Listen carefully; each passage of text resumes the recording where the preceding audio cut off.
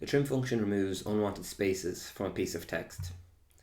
The spaces before and after the text will be removed completely, while multiple spaces within the text will be trimmed to a single space. This formula only requires one field to be populated, and that is the text to trim field.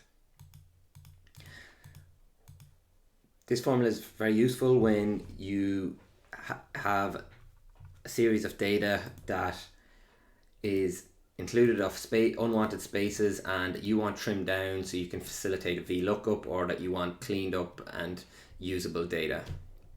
So if we look at here in column A9, we can see that there are two spaces, unwanted spaces, at the very start of that string of text.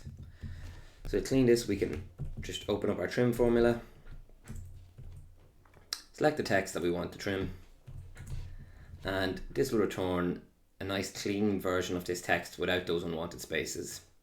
We can drag it down here. We can see in this second example it includes 2 spaces between each letter, or 3 spaces between each letter, and the trim formula will trim it down so that it only has 1 space between each letter.